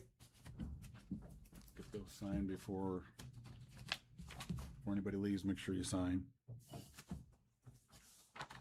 Item number 6, public hearing, file number AM 26-006, discuss and consider action on an amendment to the Lincoln County zoning regulations, Article 5, conditional uses regarding state legislative updates to conditional use permit procedures.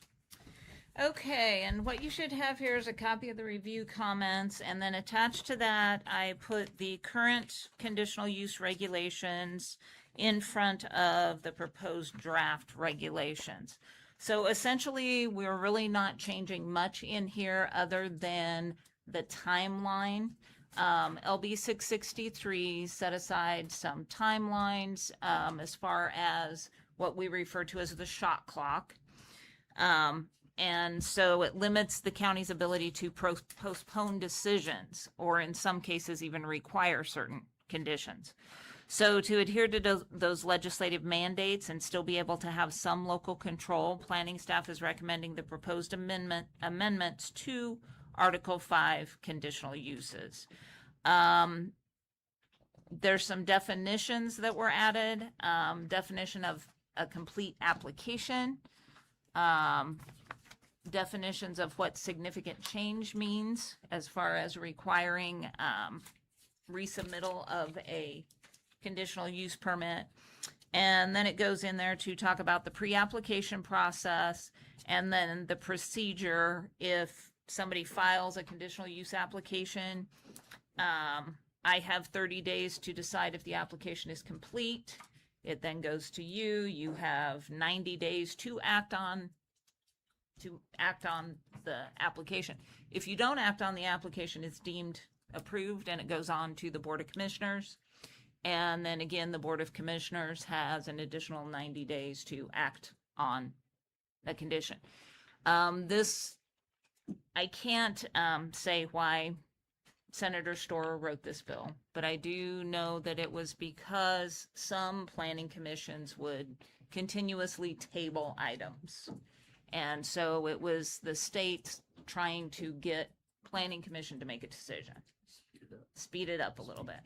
So yeah, in some aspects it's good, but in other aspects it's difficult. But we're trying to abide by what those rules are. Some attorneys say this legislative bill only applies to confined animal feeding operations. That would be Tyler. But I have spoken to legislative attorneys, and the legislative attorneys have said, no, it goes for every single conditional use application. So going by what they're saying, since they're the state legislature, I'm just proposing to adopt these changes. And if at some point they decide, they being the state decides to get rid of the shot clock, I'll more than gladly come and take it out. I hate this bill. I've told 100 people I hate this bill. I will continue to tell people I hate this bill, but it is what it is.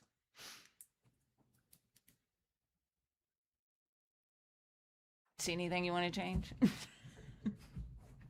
Public hearing. Oh, sorry. I was gonna say, I think I better do the public hearing first. Sorry, my bad that time. No, it wasn't me that time. Public hearing is open. Any comments?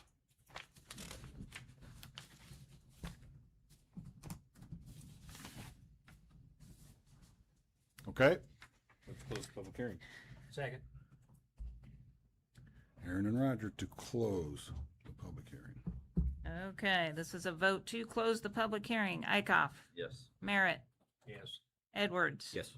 Rogo. Yes. Miller. Yes. And Davies. Yes. Okay, the public hearing is closed. Now. So virtually this is a deal to hopefully get rid of the shot clock. Well, it's We're to adopting it. implement the shot clock so that we are abiding by what the state legislature said we had to do. Oh, yeah. We're following rules. We're following the rules. We have to follow this rule, Tyler. Can we not follow this rule, or do we? That wouldn't be good, would it? I think I'd win, let's put it that way. The legislative history is legion with the references to this being only about confined animal feeding operations. It made it through Well, it made it all the way through general file with Senator Storer being extremely crystal clear that this was supposed to apply only to CAFOs. I don't know what to tell you, folks. I know what the intent was, I know what the history was, I know what the floor debate said, I know what the committee debate said, yet somehow, this is what came out. So, until I get a chance to take it up in court, which I don't get to decide whether I get to do that, I'll just continue to have an outsized opinion. Okay.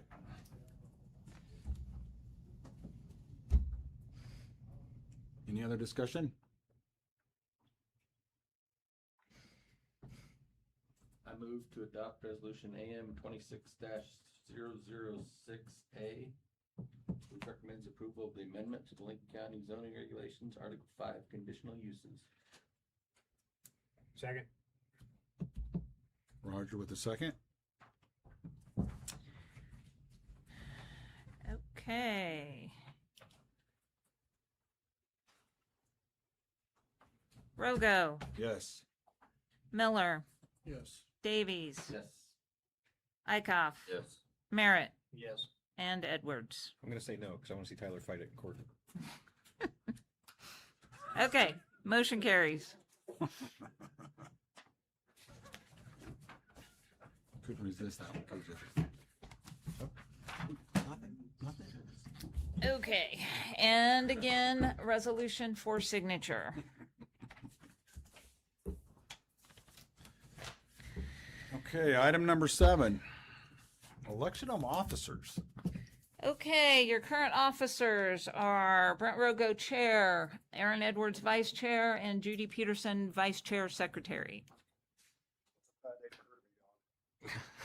She could get all kinds of good stuff.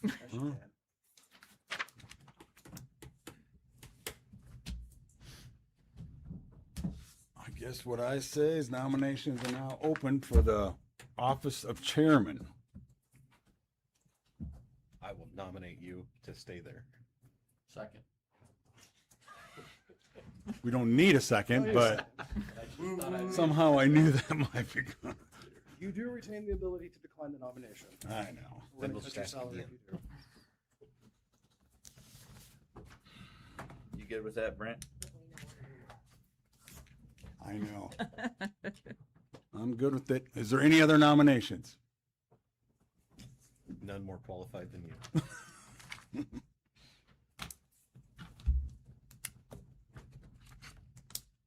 Nominations are closed. Guess I will accept the chairman. I will. Do we have to do a Well, you roll can call? still lose on a vote. Okay. Davies, Yes. Miller, Yes. Eichhoff, Yes. Merritt, Yes. Edwards, Yes. and Rogo. Abstain. Abstain. That's exactly Okay. right. I was thinking, what am I going to do here? Chairman Rogo, you are still Chairman Rogo. Lovely. Okie doke. Let's move on to vice chair. Nominations are open. I nominate Aaron Edwards. Right? Right? I don't know who you talked to, but they lied. Any other nominations? Floor is open.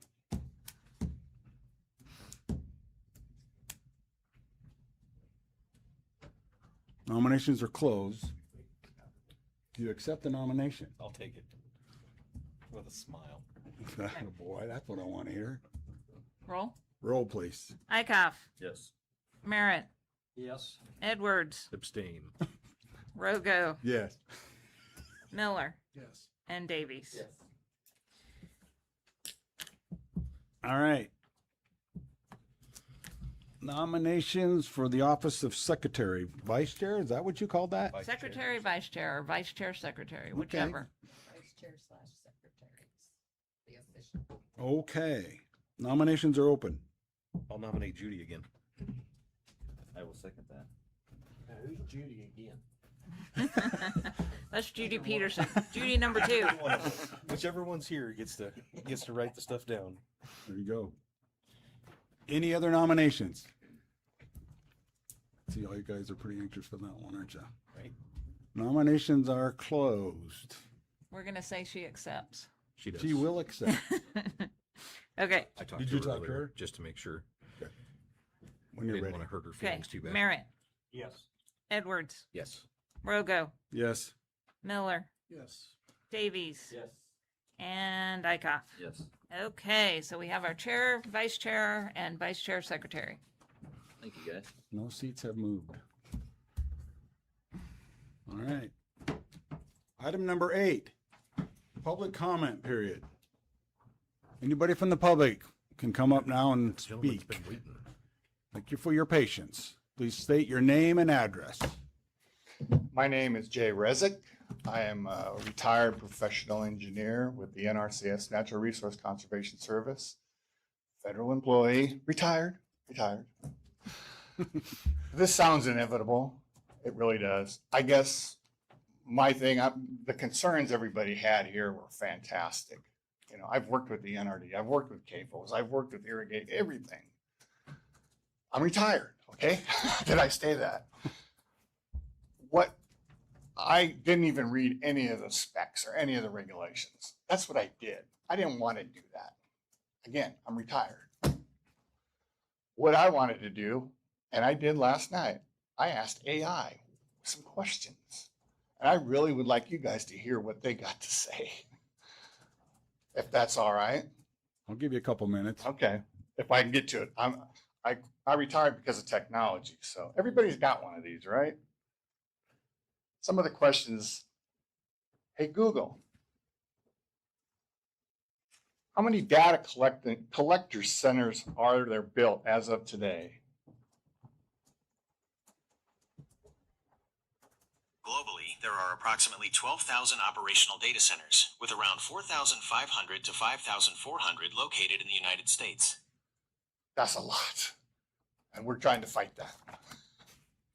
Second question. Why are so many data collector centers needed? Oops, messed it. Come on. See technology, sorry about that. Need another data center. I know. Hey, Google. Hey, Google, you listening? Come on. It doesn't want you at times, too. Hey, Google. Why are so many data collection centers needed? We need so many data centers because modern society generates and consumes massive amounts of digital information every second. Here are the main reasons driving their growth. AI and high-performance computing. Training and running artificial intelligence models requires vast amounts of specialized computing power and hardware that standard servers cannot handle. Cloud storage and everyday apps. Every online transaction, streaming video, social media post, and cloud backup relies on physical servers to process and store that data. Proximity and speed, low latency. Spreading data centers geographically ensures that internet traffic reaches users quickly without delays or lag. Redundancy and reliability. Multiple centers prevent widespread outages by duplicating data across different locations, so systems stay online if one facility fails. That says a lot. Hey, Google. What kind of data do these data centers store from each individual? Data centers store personal, operational, behavioral, and technical data from individuals. User content, emails, photos, videos, documents, and messages stored in cloud apps.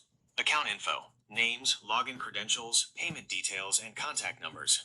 Behavioral and location data, search queries, streaming history, app usage, GPS locations, and IP addresses.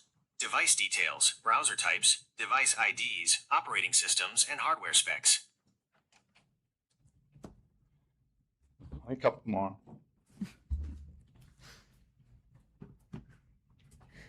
Hey, Google. Why do data centers store an individual's information?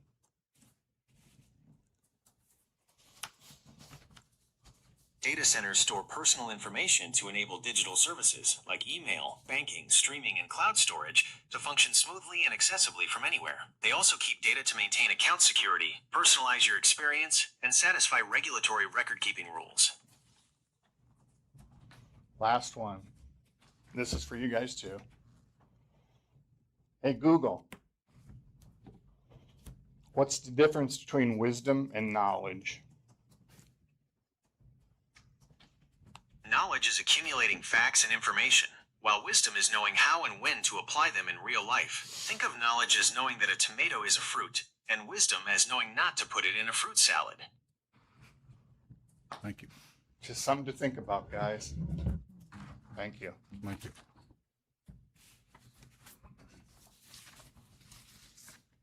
Anybody else? Brian Walls again from North Platte. There's one other thing besides just the physical building of these data centers. There's gonna be fiber optic cloud in this ground up the yin yang. You go along Highway 6, Kiewitz put in 6 conduits. They're using, I think, only 2. They have a data center at Edison, one at Culbertson, and one at Hagler that they use. I mean, they're nice looking buildings and they have a fence around that are secured. The one in Hagler was vandalized years ago. A couple guys pulled in, went and pulled the cutouts. The generator started, took over the load, stripped the copper off the pole down to the building. They killed the fence with a ladder. They stripped the copper out of the conduit and took it. The thieves did. Hmm. I mean, I got called about it. The technician lived in Binkelman. But as far as them saying they're going to employ 2,500 people, I think that's quite a stretch. I'd really check into that part. Another thing, the taxation. Kaylee over here can tell you about the legislature. Governor Phelan says he went past it. He actually ordered the other day that we'll tax them. The legislature, what was it, 2014? Yeah. Passed it to where they'll get tax breaks. So you might not get the taxation that you think you can get out of them. Thank you. Mm-hmm. Anybody else?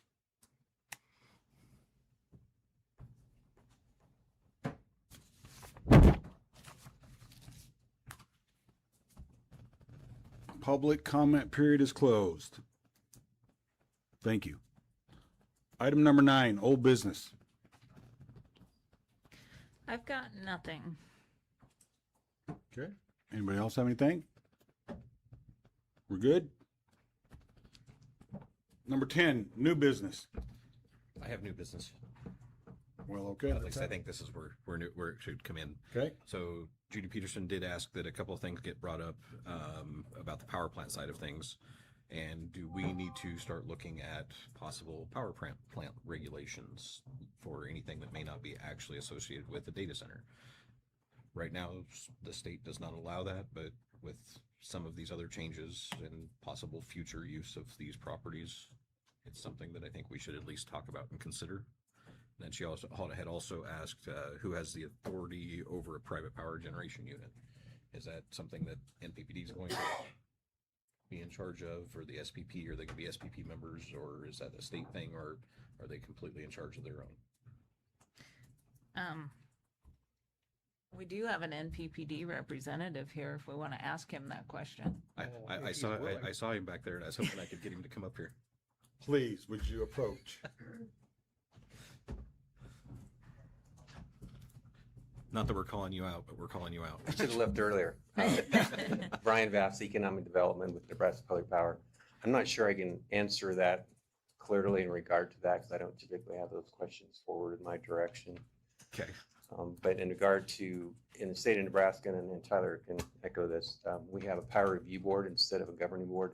Mm-hmm. So anything to do with that in I believe in 1261, it actually points that out, that the regulations in 1261, which is the gigawatt data centers, right, I think falls under 1261. So that jurisdiction probably would be theirs. And the permitting then would be, again, the state's permitting process. That's just my guess. Tyler? My understanding, based on the public power regulatory framework that we're working within, is the county's not going to have a whole lot. Not going to have a whole lot of things in that equation we can control. Probably some standard conditional use stuff, screening, maybe not even setbacks. And there are so many alphabet agencies that will be involved in this from this federal and state level that Judy's going to get a pile of reports about that tall on the regular. until we get to that point, until they clarify some state law, I don't know that there's gonna be a ton of input for us to have, but whatever we can do, we're gonna do. And we're going through this now with our new power plants that are under construction now. So we're following that, and I would hope that any private company, the laws and regulations are going to be similar. Make sure that they're held accountable. I cannot imagine a situation where the legislature gives up on our very long relationship with public power and simply starts turning it over to private power generators. Period. It's just questions that she wanted me to bring up, so. Okay, thank you. Yep, thank Thanks. you. Any other new business?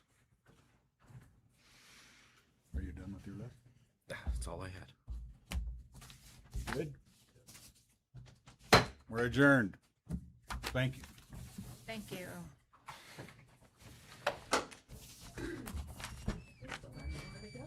I know. I promise you. That was our prediction.